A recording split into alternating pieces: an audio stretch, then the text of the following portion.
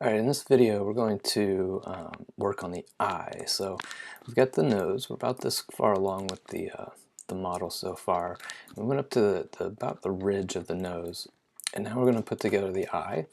And from that, that's going to give us our mesh that will come all the way out to meet up with the center of the face, and then we'll bring our mesh down from there and meet up with the nose. So to start this off, let's go to a front view, and we're going to start with the eyeball itself. So I'm going to create a polygon sphere. I'm going to start right in the middle of the iris here, and click and drag, and I'm going to go out till the eyeball, kind of visualize the size of that. Make sure it goes past the openings, obviously, but not too far past. Mine is approximately, let's see here,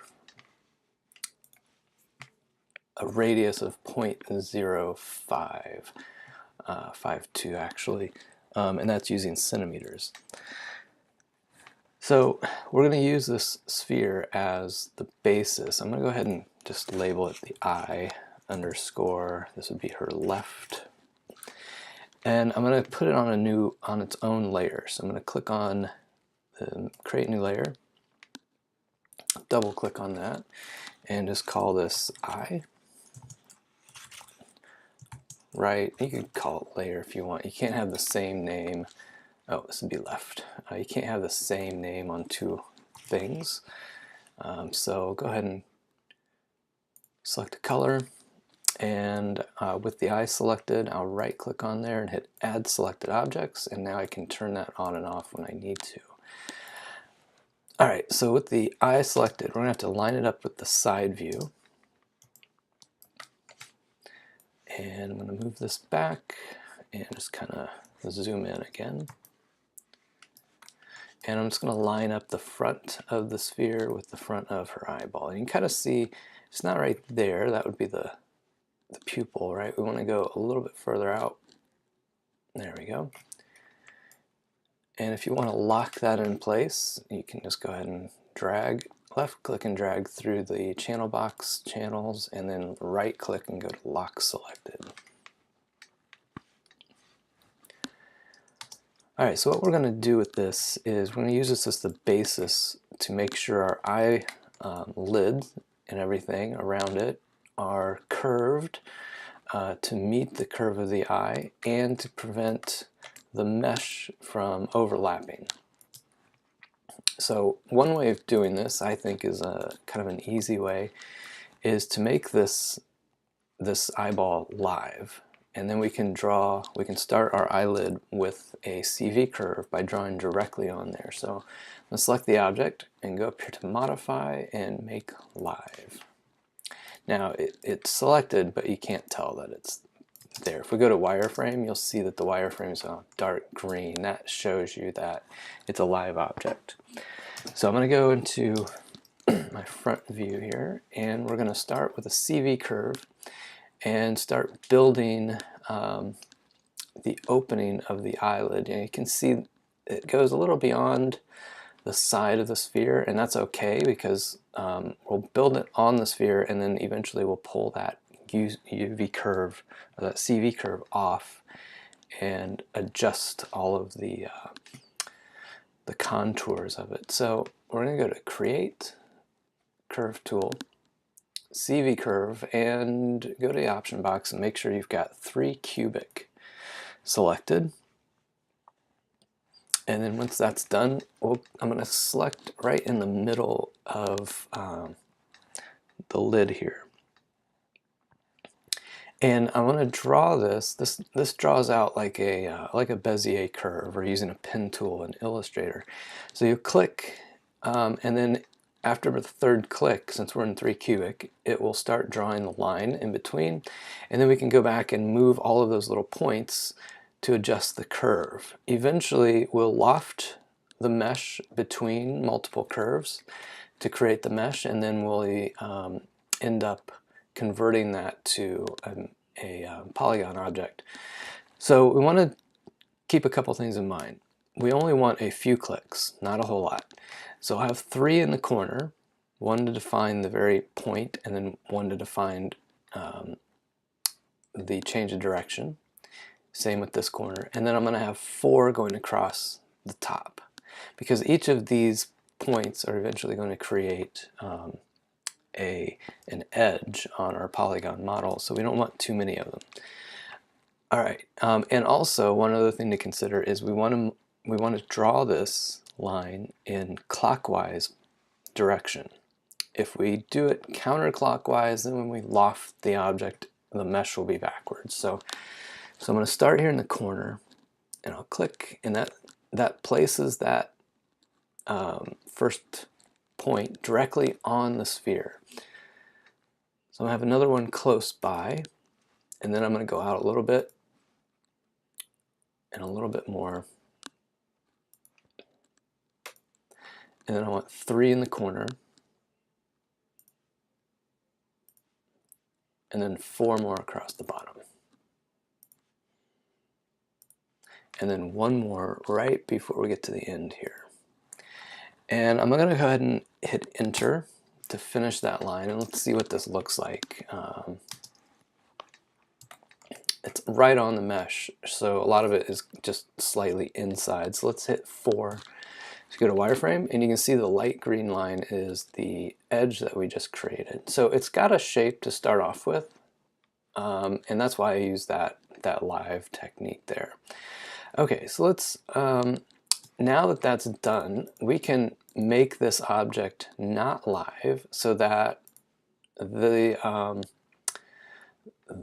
points along the CV curve are no longer attached to it. Otherwise, if we select these, they're going to be working alongside there. So click directly on the mesh. It won't look like you select anything, but if you did it right, you can go to modify, and this should say make not live. So hit make not live. Still have the object. I'm going to grab the mesh, and the first thing I'm going to do is close this mesh, because you can see I left it open over here in the end. So with the CV curve selected, I'll go up here to curves and go down to open close, and that closes that mesh off, wraps it around there. It actually did a pretty good job doing it too. All right, so the next thing is we want to move this so that it's not inside. Just because it's curved, it ended up a little bit inside the ball. So whenever you build a CV curve, if I hit W right now, you won't see the move tool. There it is down there at the 0, 0 axis. So hit W, and then go up here to modify and center pivot to make sure that you can see it. I'm going to turn shading back on, so hit 5, and then I'm going to move this out away from the eyeball just a bit. So I'm going to have it kind of hovering out in front. It doesn't need to touch it.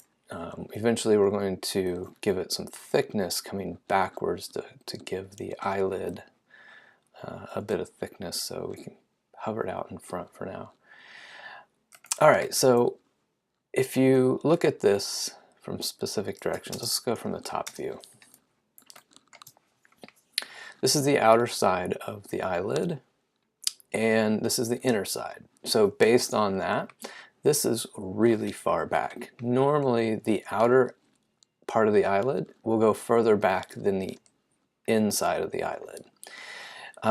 So we'll probably adjust the CV points along this line on the left side and bring them back up a little bit. So this line will probably take on more of a curve along this way, and then as it starts to come back, it'll come forward a little bit, and then that's where it will start meeting up with the inside of the nose. So let's take a look at this from different perspectives. So I'm going to hold my right mouse button down over that CV curve, and instead of a regular vertex, we have what's called a control vertex. So if you select that, you'll see these little pink dots. And these are the control vertices. So we can move them around. You can see they aren't necessarily attached directly to the line. They're kind of suspended beyond until you get to a certain point there. So let's move these. I'm going to go to my side view here and see how they match up. Now you can see that in this view I drew that right on the edge of the eyelid, but from the side view it doesn't quite match up, and usually that's because of the perspective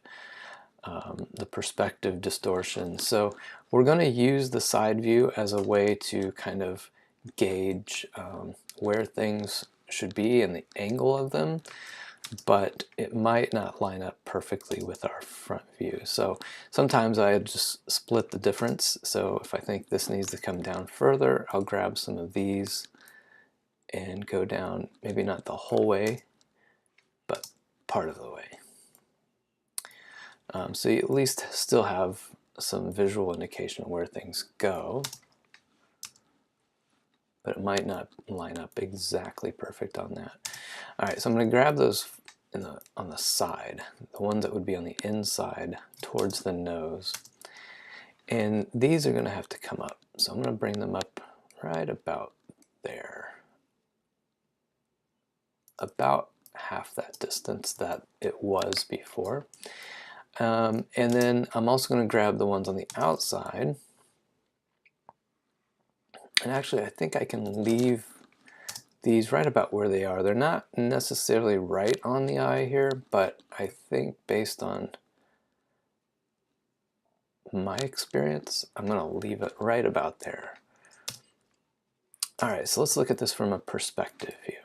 And you always want to flip back and forth between the viewports to make sure that things are lining up the way they should. So move around and see how this curve looks as you're moving around it.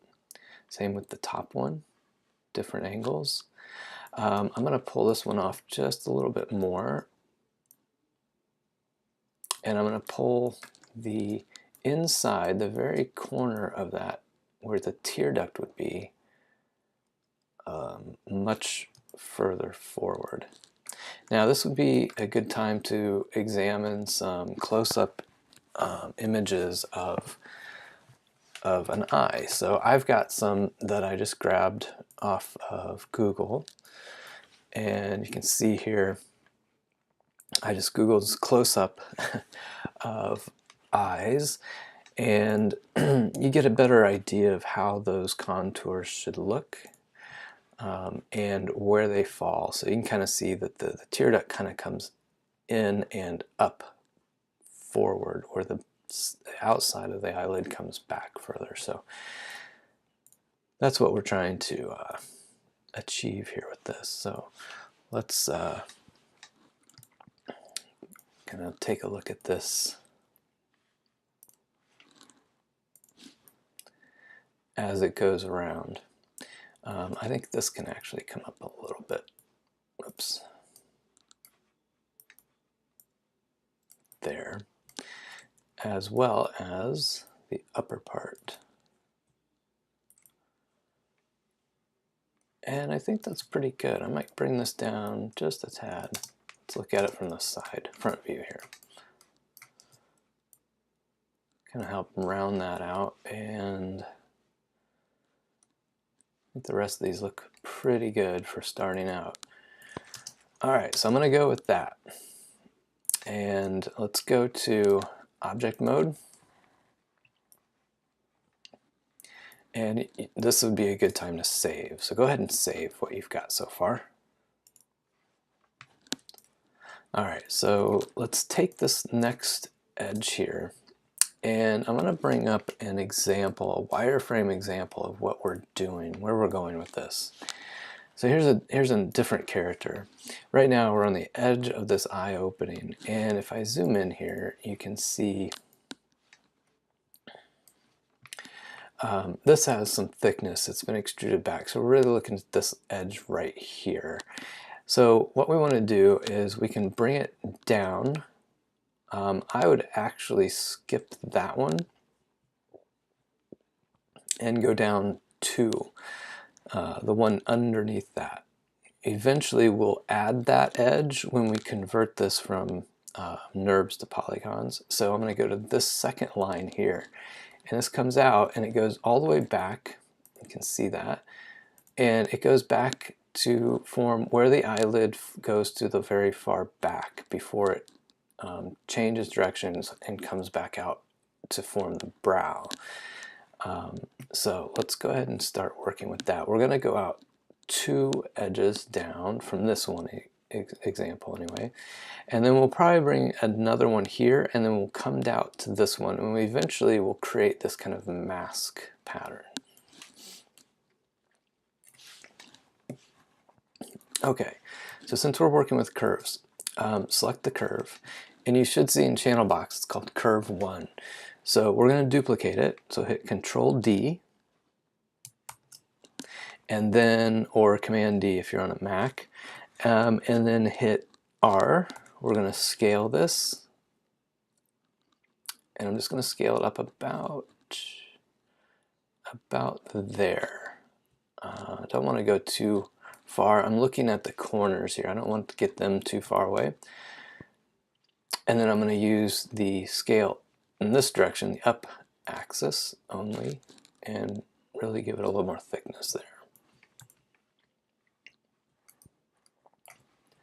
Alright, so now I'm going to go to my control vertices, and I'm going to start adjusting the vertices on these. So this, obviously, these can go back in a little bit. They're going to come closer, but they're going to go a little bit further back. And I need to go up a little bit. Same with these. These 3, they can come up a little bit and in, but a little bit further forward.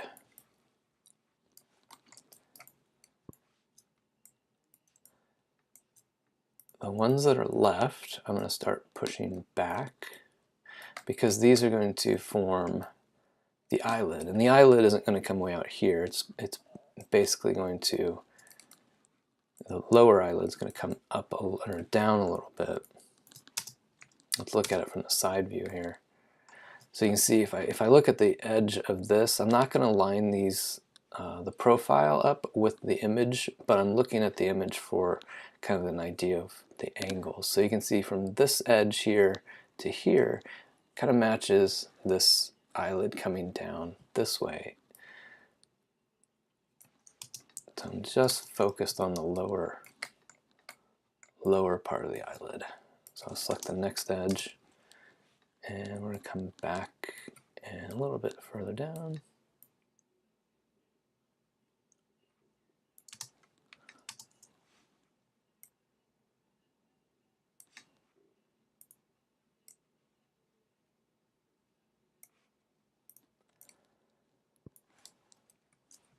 And then let's look at the upper. I'm going to select the 2 uppermost UVs here.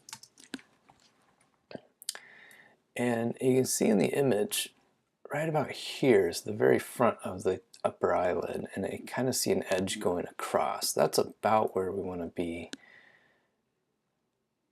with that.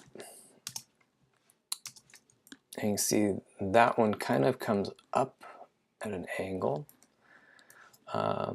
This one could go in just a little bit and back a little bit.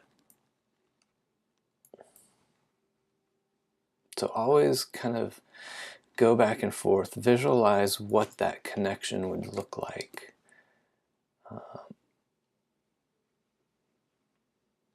All right, and I think that looks pretty good for the next piece. So the next one, go ahead and save what you have. So we're going to do one more here that comes back, and it will define really the edge or the fold or the crease, whatever you want to call it, of the eyelid. So this is where the eyelid would stop, and then the one after that, the mesh will start to form the brow. So with this second one selected, notice over here in the channel box editor that's called curve 2. It's important to note. Hit Control D, to duplicate, or Command D, and then scale it up. And again, I'm going to keep it fairly close because I don't want these on the edges to get too far out. But now I'll scale this up again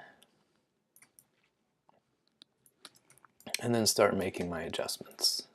This can actually pinch back down a little bit.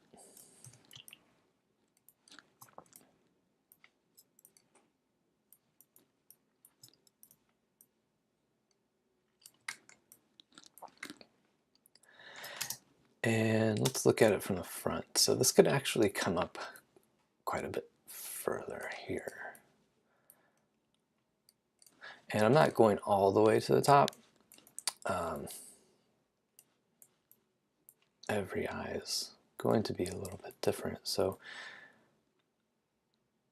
I'm going to pull this out. And this can come up a little bit more too. And it looks like these are starting to match up with the image pretty well. I'm trying to find, sometimes depending on the shading of the image and the age of the reference image, the person, sometimes you can find creases that can, or wrinkles that can help you kind of gauge where the skin normally folds, in this case for the eye, and that can sometimes help you define specific lines that you'll need.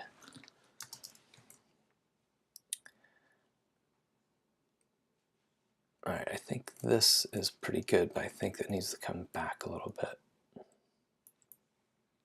It needs to come out, but I don't want it to come out too sharply.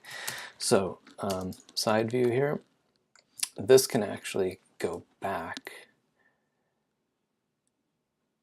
because remember, we're forming the eyelid, and it should contour back with the eyeball. So we've got this about the same distance from the eyeball as this is down here, and that's important. The lower eyelid does not necessarily conform to the shape of the eyeball. Maybe a little bit, but not that much.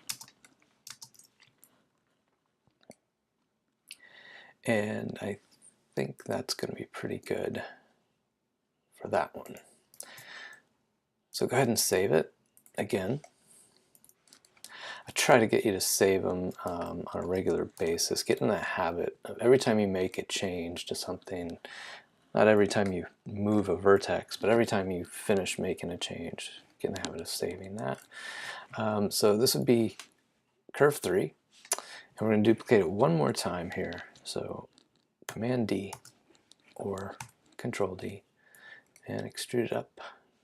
We can go a little further out on this one, because this is going to make up kind of where the brow starts to come together. So I'm going to go to a front view here, and this one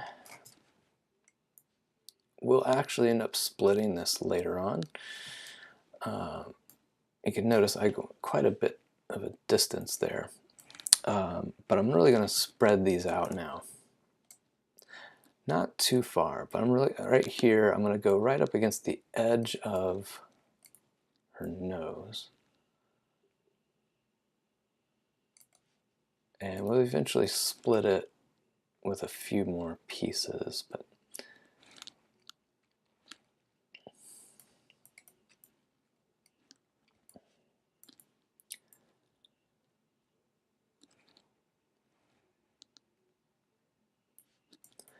as you can see here, we're starting to get close to our cheek and nose. And also, you know, the face starts to go back, and it's kind of hard to see in this image because of her hair. But that's where other reference images can help you kind of gauge where those things are supposed to be. I'm going to come back up here. And I'm really going to go right along the edge of the brow here.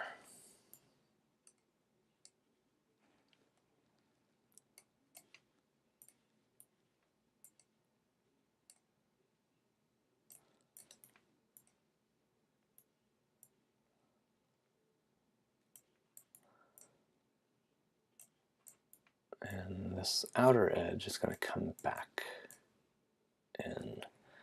It's got a pretty good looking circle there. It doesn't necessarily, depending on your character and your references, it might not necessarily be circular exactly. It might be more oblong. Let's look at this from other angles, see how it looks like it's going to mesh. All right, so let's look at it from the side. So this is going to be the brow, which means the front part here is going to actually come out quite a bit more.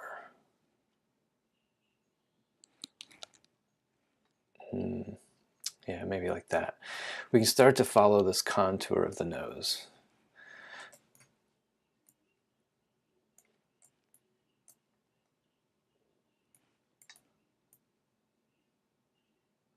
And then kind of, let me see where the next one is here.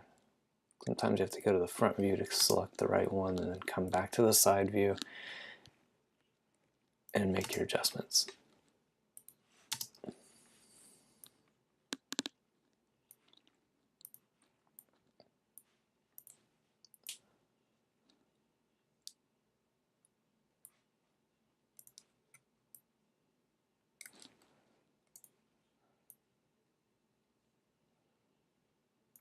And this, you can see, is overlapping the eyelid, and that's normal because the brow usually comes down further on the outside of the eye than the eyelid. So to see that overlap is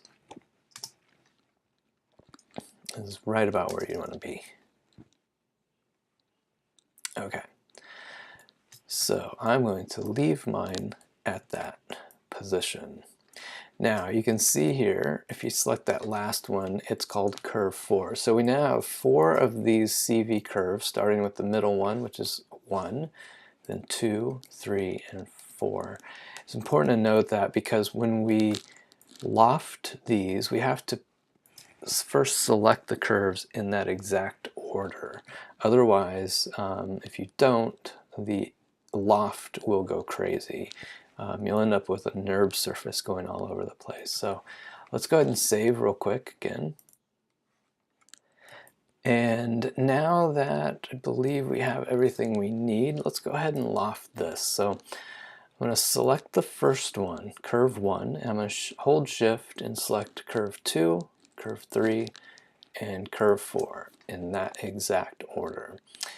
Now, a loft is a surface. It creates a Nurbs surface. So go up here in the modeling menu, go to surfaces, go to loft, and then option box. And as always, when you bring up an options like this, go to edit and reset settings, because you see I have a lot of different settings set up in there. Make sure we set it back to its original state here. So the things we're going to change here are going to be the curve range. No, we're going to leave that. Really not going to change anything. Let's just leave it as it is. I'm going to leave the section span set to 1, and we're going to leave it as a Nurbs surface right off the bat. So let's go ahead and hit loft. And here you can see exactly what's happening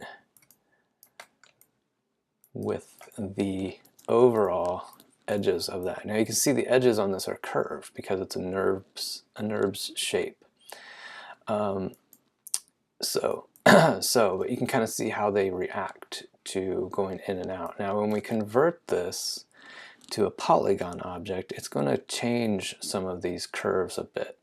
But while we're in Nurbs surface, this is a good time to make any adjustments that we need to make, because you can see how the location of some of these bends might be a little different than what we want. This will actually clean up when we convert it to polygons.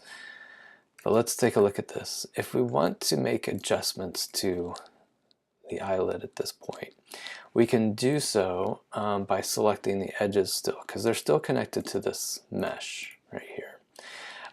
It's sometimes difficult to click on them, so if you go to Windows, Outliner, you can select them right here. There's curve 1, 2, 3, and 4. So I'll select it over here, and let's just right click. I'm not going to change the lid here. I'm going to do number 2. I can make a few adjustments to this one. So I'm just going to right click on the edge, go to Control Vertex, and you can see we have our little pink dots again. And as we make adjustments, you can see here it adjusts, the mesh will follow it along with the edge. So that kind of helps us make some of those adjustments. I think I'm going to come back maybe.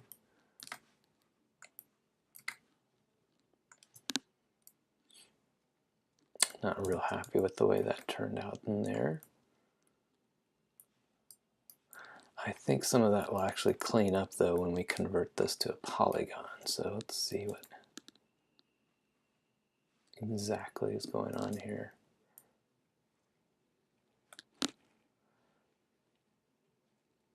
Okay, well, let's leave that. If you select the edge or select the mesh and then right click on it and go to Control Vertex, you'll see you have a number of vertices in between each of those edges. So you can go in there. I'm going to go around the back side here and pull some of those around.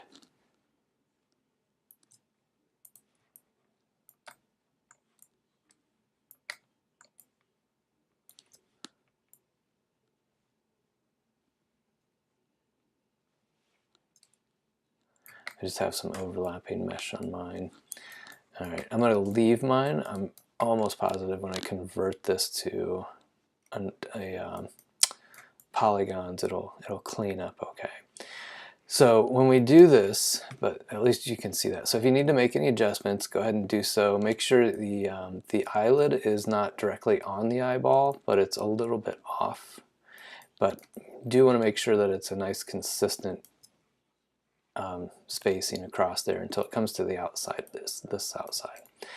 All right, so I'm going to go to object mode on this piece of Nurbs mesh, and we're going to go ahead and convert it and see what happens. So I'm going to go up to modify, convert, and we're going to go Nurbs to polygons, and we're going to go to the option box. So the options that we want to set on this, we're going to first select, let me extrude this down a bit. The type is going to be quads. We want 4-sided polygons. For the tessellation method, we're going to choose general. And under the initial tessellation controls, the U and V type, we're going to drop those lists down and choose per span of isoparams for both lists. And I'm going to put just a single, let's look at it with a single number. And basically what that means is for every edge you see here, when we convert it to a polygon, it's going to create a new edge or a new segment in between each one. I think one doesn't. I think it's just going to create a solid piece, but let's see what happens. So I'm going to hit tessellate. Yeah, so that didn't create any edges in, and you can see that's pretty low poly. And it also fixed that. Right now, you're looking at it, the polygon object is on top of the Nurbs object. So there's a lot of overlapping going on there. So what I would do is I'm going to select the Nurbs object. Make sure you've got the curvy one here. I'm going to create another layer for it. Double click and just call it the Nurbs eyelid.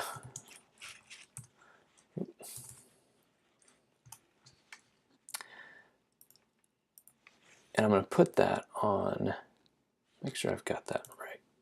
No, I just have the edge, not the actual mesh. There we go. So I'm going to right click on that new layer, add it, and then turn it off so I can see a little bit better what's going on with the mesh. So you can see when we converted it, it fixed that area down here where mesh was kind of overlapping. And this isn't bad. We could work with this. It's a little low poly, but we're going to add some stuff to it, and we can certainly bend and move the vertices and things like that. So let's go ahead and just leave it as is. And I'm not going to add any more to that. And we'll work with this piece. That'll make it a little easier. The fewer polygons that we have, the easier it'll be to work with. So, so we've got our mesh eye. If we want to get these lines out of here, go ahead and select the curves, and you can go ahead and put that on the same layer as the Nurbs eyelid. So right click and hit add, and it gets rid of them so that we can see things a little bit better. Now with that, go ahead and save that. All right, and so you can see here that we're starting to get pretty close to bringing this in the cheek. So you should start to see some difference between the cheek and where your eyelid comes together. You know, obviously that's going to start forming the cheekbone. We pulled this cheek back quite a bit, and the reason I stopped doing that because we didn't want to go too far. We want to wait until we see exactly where the eyelid is going to fall, and that's going to come kind of rounding down a little bit. So we'll eventually have to bring this cheek part up a little bit to help meet up with that. And then same with the nose here. We're going to have to start bringing this forward to start creating the bridge of the nose as well. But before we get to that, let's get the inside of the eye here. So I'm going to turn the eyeball off. Remember, I put that on its own layer, so it's easy.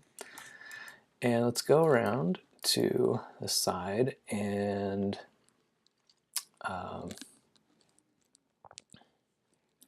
going to grab the edge. I can double click on it, and it should just select the edge going around the opening here. And we're going to extrude it back into the eye. So I'll go back to Edit Mesh, Extrude, and I would just go straight back, about like that. You don't want to go too far, but you do want to get in there so that it works with the eye. And then we're going to extrude one more time. So you could hit G, and I'm just going to go up just slightly. So we have a little bit of coming back up. Now with the vertices here, I'm going to pull these. You can see how some of them started coming forward. So I'm just going to move them, and I'm going to hold V and move them so that they align with the innermost vertex to kind of keep them a little more straight, so it doesn't get too crazy looking.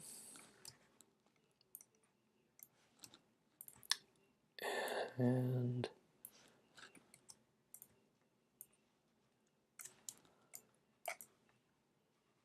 kind of look at it from different angles, make sure it's following the right contour, and that looks pretty good. I think I can pull this one back just a little bit. All right, so that gives us some thickness, some much needed thickness. Keep hitting the wrong button here. All right, bring the eyelid or the eyeball back on. You can kind of see how that looks like it overlaps pretty well. As far as this corner goes, the tear duct, we'll model that as a separate piece to fill that area in. You could actually, if you want, pull some of these a little further out. So I'm going to select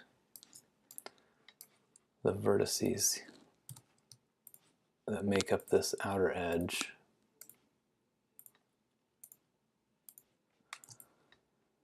And let's just move them back a little bit further.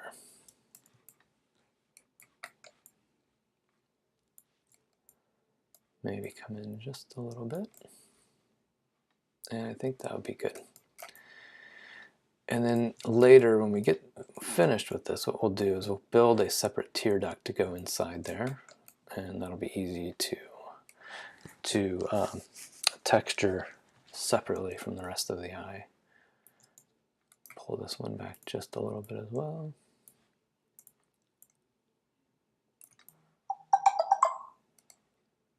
Alright, that looks pretty good for a low res file here. I'm going to line this one up a little bit better. There we go.